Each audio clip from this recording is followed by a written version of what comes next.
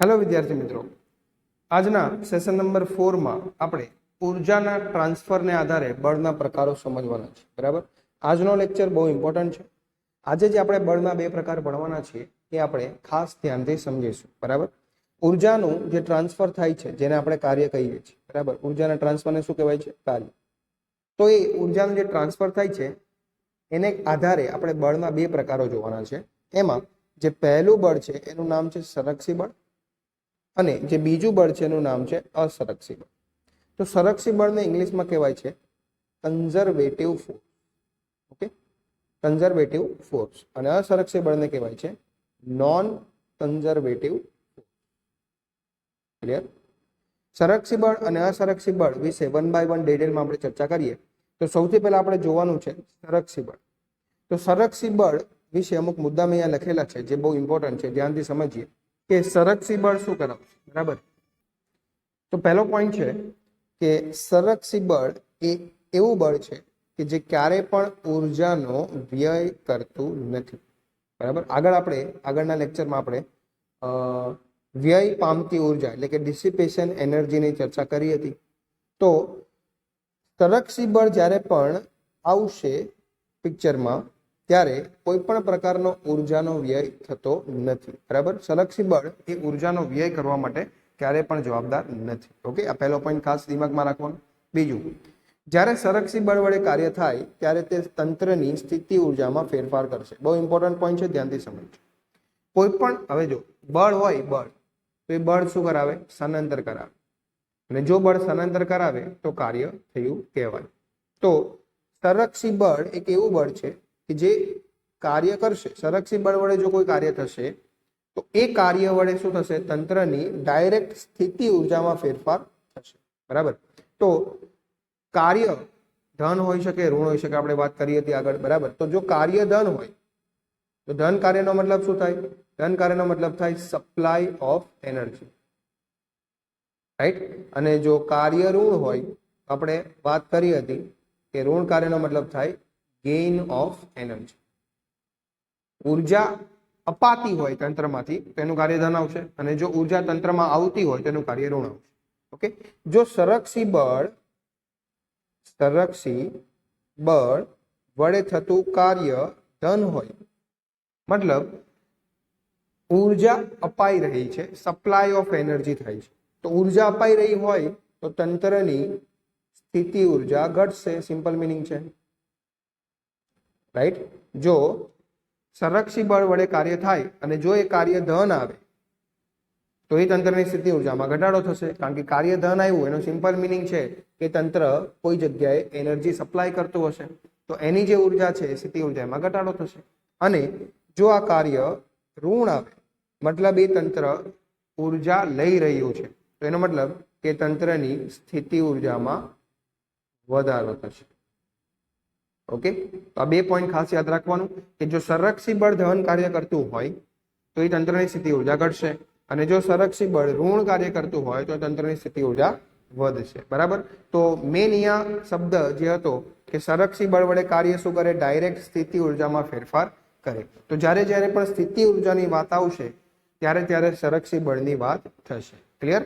ત્રીજો પોઈન્ટ છે આમાં કે એવી જગ્યા અથવા એવું કોઈ ક્ષેત્ર કે જ્યાં કોઈ તંત્ર અથવા તો પદાર્થ આપણે મૂકીએ અને એ તંત્ર અથવા પદાર્થ સંરક્ષી બળ અનુભવે તો એ ક્ષેત્રને કહેવાય છે સંરક્ષી બળ ક્ષેત્ર।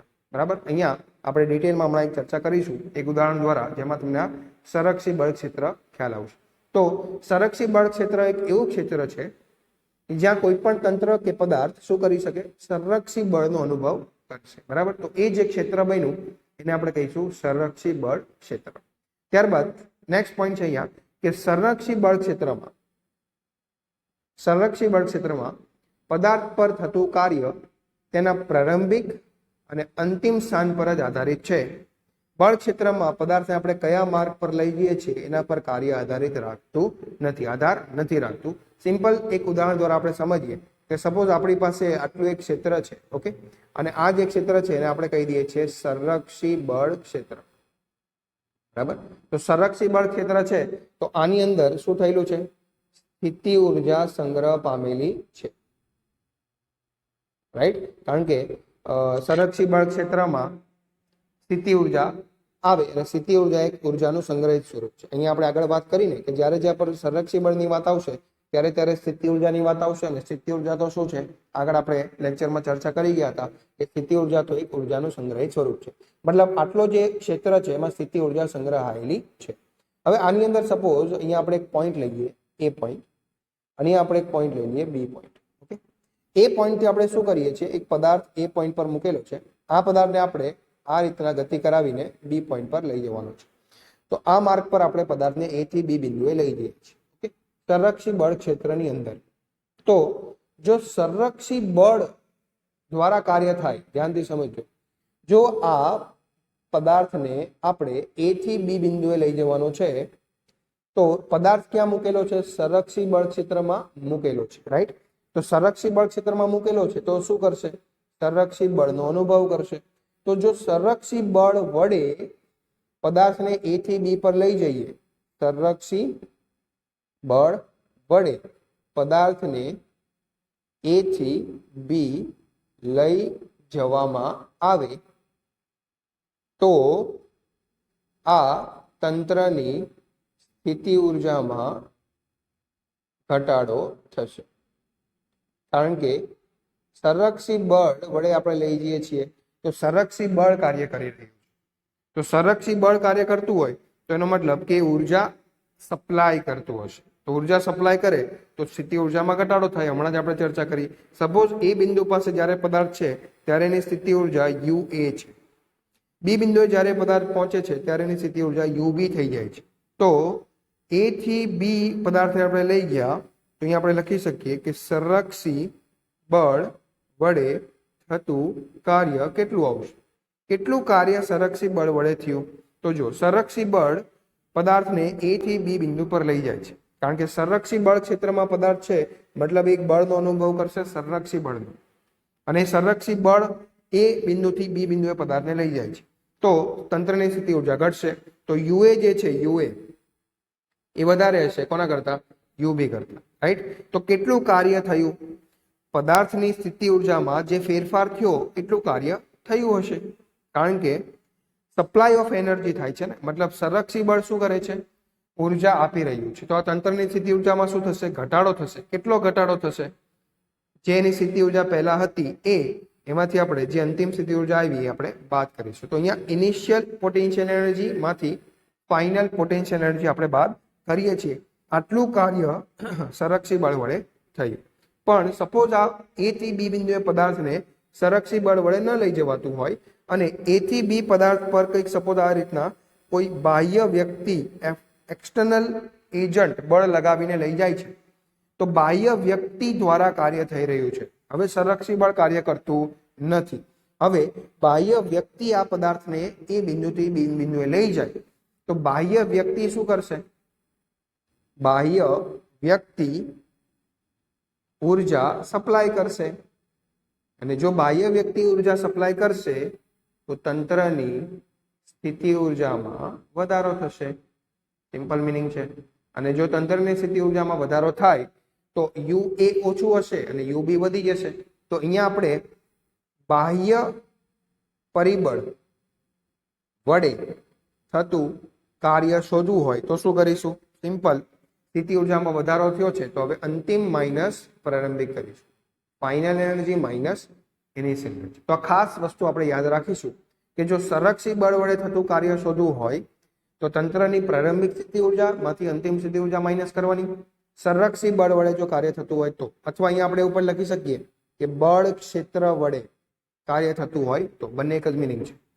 તો સંરક્ષી બળ કાર્ય કરતું હોય કે બળ ક્ષેત્ર કાર્ય કરતું હોય તો એ કાર્ય પદાર્થની પ્રારંભિક સ્થિતિ ઉર્જા માઇનસ અંતિમ સ્થિતિ ઉર્જા જેટલું આવશે.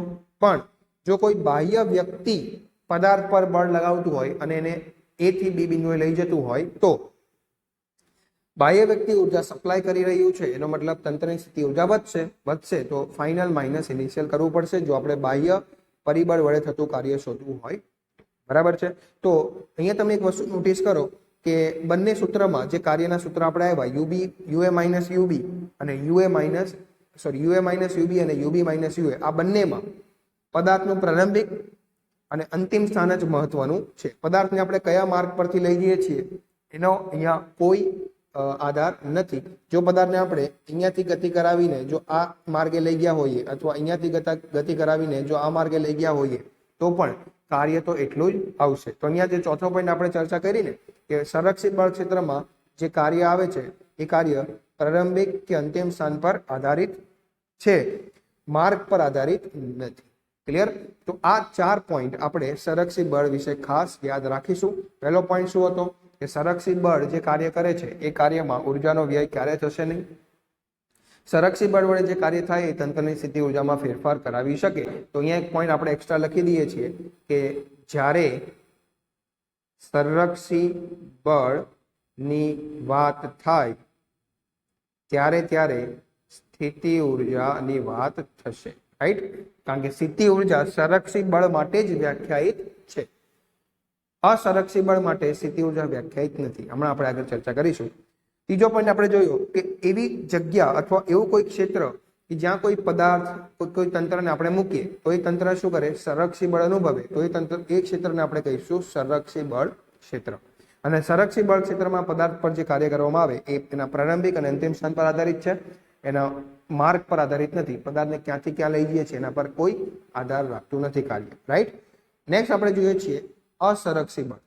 અસંરક્ષિત બળ કોને કહેવાય? તો સૌથી પહેલો પોઈન્ટ મેં અહીંયા લખેલો છે કે અસંરક્ષિત બળ એવું બળ છે કે જેના દ્વારા કોઈ કાર્ય થશે તો એ કાર્યનો અમુક ભાગ અથવા પૂરેપૂરો ભાગ વ્યય પામતી ઉર્જામાં જતો રહેશે. ક્લિયર? તો આગળ આપણે સંરક્ષિત બળમાં એવી વાત કરી કે સંરક્ષિત બળ એવું બળ છે કે જ્યાં ઉર્જાનો વ્યય થશે જ નહીં. અને અસંરક્ષિત બળ એવું બળ છે કે જેના દ્વારા જો કાર્ય કરવામાં આવે તો એ કાર્યનો અમુક અથવા તો પૂરેપૂરો ભાગ વ્યય પામતી ઉર્જામાં જતો રહેશે. ઓકે, હવે ઉર્જાનો વ્યય થાય છે તો એ ઉર્જાનો સંગ્રહ શક્ય નથી. અને જો ઉર્જાનો સંગ્રહ શક્ય નથી તો અહીંયા આપણે કોઈ સ્થિતિ ઉર્જાની વાત કરીશું જ નહીં. કારણ કે સ્થિતિ ઉર્જા શું છે? સ્થિતિ ઉર્જા તો ઉર્જાનું સંગ્રહિત સ્વરૂપ છે. બરાબર ને?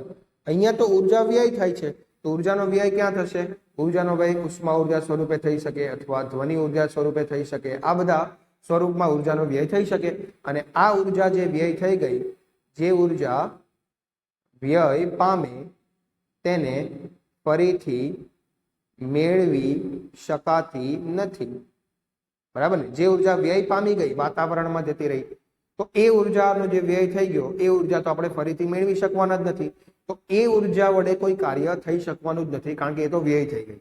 તો ઉર્જાનો વ્યય થાય છે તો એ ઉર્જાનો આપણે સંગ્રહ નહીં કરી શકીએ. અને ઉર્જાનો સંગ્રહ નહીં થાય તો આપણે કોઈ સ્થિતિ ઉર્જાની વાત કરીશું જ નહીં. બરાબર? તો અસંરક્ષિત બળમાં ક્યારે પણ આપણે સ્થિતિ ઉર્જાની વાત કરવાની નથી. અત્યાર સુધી આપણે જે અસંરક્ષિત બળ ભણ્યા છીએ એનું ઉદાહરણ છે ઘર્ષણ બળ. ખાસ યાદ રાખો, ઘર્ષણ બળ એક અસંરક્ષિત બળ છે કારણ કે ઘર્ષણ બળ વડે જે કંઈ પણ કાર્ય થાય છે એ પદાર્થની વ્યય પામતી ઉર્જામાં જતું રહેશે. ખ્યાલ આવ્યો? તો સંરક્ષિત બળ અને અસંરક્ષિત બળ આપણને માઇન્ડમાં ક્લિયર હોવા જોઈએ. ક્લિયર? તો સંરક્ષિત બળ જ્યારે આવશે ત્યારે આપણે સ્થિતિ ઉર્જાની ખાસ વાત કરીશું. અને સંરક્ષિત બળ વડે જે કંઈ પણ કાર્ય થશે એમાં કોઈ પણ પ્રકારનો ઉર્જાનો વ્યય થવાનો નથી. તેનાથી ઉલટું અસંરક્ષિત બળમાં છે કે અસંરક્ષિત બળમાં અસંરક્ષિત બળ વડે જે કંઈ પણ કાર્ય થાય એના દ્વારા ઉર્જાનો વ્યય થાય છે. અને ઉર્જાનો વ્યય થાય તો સંગ્રહ નહીં થાય, સંગ્રહ નહીં થાય તો સ્થિતિ ઉર્જાની કોઈ પણ પ્રકારની વાત અસંરક્ષિત બળમાં થશે નહીં. ક્લિયર? તો આજનો લેક્ચર બહુ ઇમ્પોર્ટન્ટ હતો. આઈ હોપ તમને આજના લેક્ચરમાં જે બે કન્સેપ્ટ આપણે ભણ્યા, સંરક્ષિત બળનો અને અસંરક્ષિત બળનો ખ્યાલ આવી ગયો હશે. બરાબર? જો કોઈ ટોપિકમાં ડાઉટ હોય તો વિડીયોને રિવાઇન્ડ કરીને ફરીથી 2-3 વખત જો તો આ જે બે કન્સેપ્ટ છે આપણને ક્લિયર થઈ જશે. આગળના લેક્ચરમાં આપણે નેક્સ્ટ ટોપિક પર જઈશું. Thank you very much.